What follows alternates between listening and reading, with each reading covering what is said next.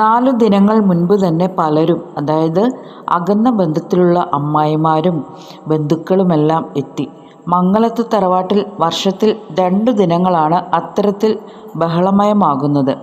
മാധവൻ്റെയും നങ്ങയുടെയും അച്ഛനായ കൃഷ്ണൻ നായർ പാമ്പ് കടിയേറ്റായിരുന്നു മരണപ്പെട്ടത്. ദോഷമുള്ള നാളിലായിരുന്നു അദ്ദേഹത്തിൻ്റെ മരണം സംഭവിച്ചത്. ആയതിനാൽ പ്രശ്നം വച്ചപ്പോൾ 2 മരണം കൂടി ആ വർഷത്തിൽ തന്നെ ഉണ്ടാകുമെന്ന് പുത്തൻപുരയ്ക്കിലെ മോഹൻദാസ് പണിക്കർ കവടി വെച്ച് പറഞ്ഞതായി മാധവൻ ഓർത്തു. അന്നു തനിക്ക് ഒരു 25 വയസ്സുണ്ടാവും. താൻ അന്ന് വിവാഹിതനല്ല. കുറച്ചേറെ നേർച്ചകളും ദാനങ്ങളും ഒക്കെ പണിക്കർ പറഞ്ഞതനുസരിച്ച് ചെയ്തു. പക്ഷേ പറഞ്ഞിട്ട് എന്തു ഫലം? 3 മാസത്തിനുള്ളിൽ തന്നെ അമ്മ പോയി. ചക്ക വെട്ടിയിട്ടതുപോലെ അമ്മ ഒറ്റ കിടപ്പ് കിടന്നു.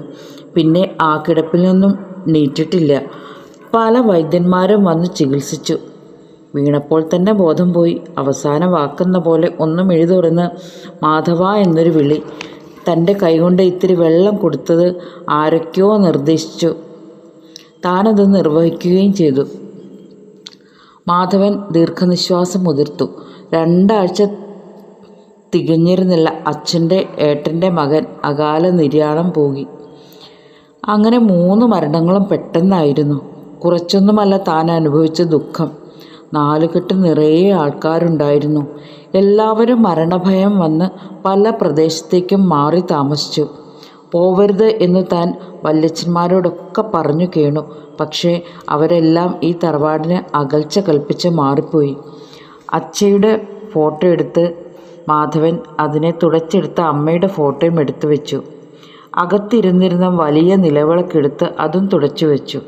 മാധവന് ഓർമ്മകൾ ഒന്നൊന്നായി വന്നു തുടങ്ങി. അയാൾക്ക് സങ്കടം ഇരച്ചു കയറി. ചാരുവിനെ ഓർത്തു. തനിക്ക് താങ്ങായി ആരുമില്ല. ആരും. അയാൾ വിതുമ്പി. ജനാലയ്ക്കുള്ളിലൂടെ ഓപ്പോളുടെ വീട്ടിലേക്ക് അയാൾ ആഗ്രഹത്തോടെ എന്തിനെന്നറിയാതെ നോക്കി. പാറുവിനെ കണ്ടിട്ട് 2 ദിനങ്ങളായി. ആരോട് ചോദിക്കും? ആർക്കാണ് തൻ്റെ ദീനരോധനത്തെക്കുറിച്ച് അറിയുക? ആർക്കാണ് തന്നെ വേണ്ടത്? ക്ഷീണം കാരണം തൻ്റെ കട്ടിലിൽ ചാഞ്ഞു കിടന്ന പാറുവിനെക്കുറിച്ച് അയാൾ ഓർത്തു. 2 ദിനങ്ങളായി ഓപ്പോളാണ് ഭക്ഷണം കൊണ്ടുവന്ന് തരുന്നത്. പാറുവിനെക്കുറിച്ച് അന്വേഷിച്ചപ്പോൾ സുഖമില്ലാതെ കിടക്കുകയാണ് എന്നാണ് അറിഞ്ഞത്.